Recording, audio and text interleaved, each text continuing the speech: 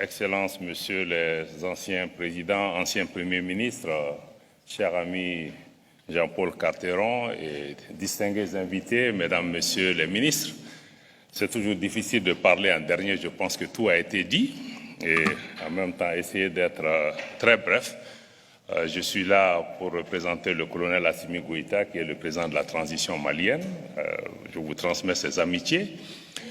Pour être bref, en lisant un peu la thématique de cette réunion et en essayant d'être focalisé, je peux dire que les défis les plus importants auxquels nous faisons face aujourd'hui dans le monde, pour moi, c'est premièrement des défis liés au leadership et à la gouvernance mondiale, qui sont en faillite totale, et c'est pourquoi nous n'arrivons à régler aucun de nos problèmes en ce moment, parce que nous n'avons ni les pays, ni les dirigeants, ni les organisations qui ont la capacité, ni même la légitimité de pouvoir régler les problèmes qui se posent à nous.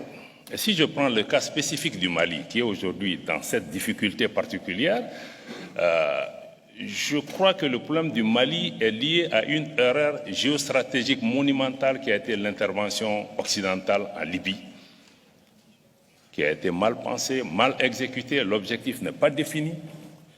Et je pense qu'on parle récemment de l'Ukraine, mais avant l'Ukraine, il y a eu des erreurs stratégiques monumentales qui ont fait qu'on a renversé un régime qui a projeté des rebelles et des groupes terroristes dans le nord du Mali, qui a fait qu'aujourd'hui, le Mali a perdu les 2/3 de son territoire. Aujourd'hui, l'insécurité touche l'ensemble de la région. Et ce n'est pas les seules erreurs, il y en a eu beaucoup.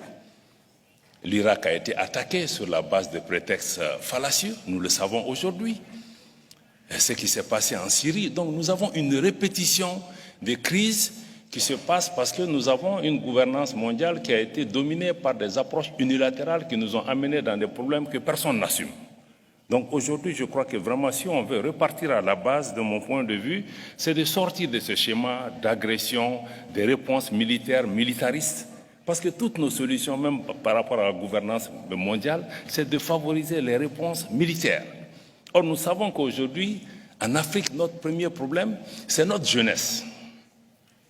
Si nous arrivions à créer des emplois, à industrialiser le continent, à faire avancer un peu l'intégration régionale, nous créerons plus de richesses que l'aide au développement peut nous apporter.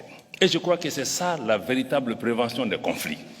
Si nous occupons nos jeunes, nous n'aurons pas à faire face à ces groupes terroristes aujourd'hui, parce qu'ils n'auront pas de sources pour pouvoir recruter les uns et les autres. Donc je crois qu'il faut sortir de cette approche, il faut que nous puissions bâtir, et je crois que le président Boni en a parlé, il faut que nous revoyions tout notre logiciel par rapport vraiment à la façon dont nous traitons entre nous. C'est la faillite de la diplomatie mondiale, parce qu'on ne dialogue plus, on ne se parle plus, on se rend compte que l'Occident même est devenu une minorité dans le monde.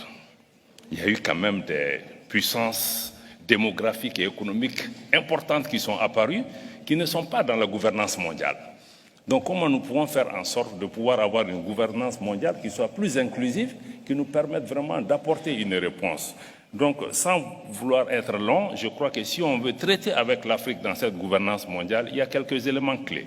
Il faut qu'on sorte des politiques d'ingérence et des politiques de domination, qu'on laisse les Africains travailler ensemble, trouver des solutions. Parce que chaque fois que les autres sont venus mettre le pied dedans, le terrorisme qu'on a aujourd'hui, c'est un peu ça. On a notre responsabilité, mais ce sont des choses qu'on nous a amenées. Donc pour moi, l'ingérence, on doit sortir. On doit pouvoir respecter les Africains, que les Africains ne soient pas des sujets, mais des acteurs pour pouvoir façonner des solutions ensemble. Et je crois que c'est des difficultés auxquelles aujourd'hui mon pays, le Mali, fait face. Et je suis certain, M. Sawaris en a parlé tout à l'heure, il y a beaucoup de potentialités. Mais tant qu'on ne change pas notre logiciel de travail avec le continent, quand on pense qu'on peut venir avec des pressions, des interventions militaires, changer la donne du continent, je pense qu'on passe complètement à côté. Laissons les Africains travailler. Nous avons aussi notre responsabilité, nous avons failli par rapport à l'intégration du continent. 60 ans après les indépendances, je peux dire que le bilan est décevant. Le bilan est décevant. On ne parle même plus d'intégration régionale, on parle de coopération régionale. Je crois que ça, ce n'est pas la faute des autres, c'est la faute des Africains. Donc, Jean-Paul, je ne veux pas aller plus loin. Je pense que les autres ont leurs responsabilités, mais les Africains aussi, nous avons failli, nous devons le reconnaître. Merci beaucoup. Merci, Monsieur le Ministre. Merci. Je voudrais attirer votre attention sur une importante séance qui a lieu après le déjeuner sur le Sahel. Et le ministre prendra justement la parole, et le président Boni Yahi aussi prendra la parole sur cette douloureuse question.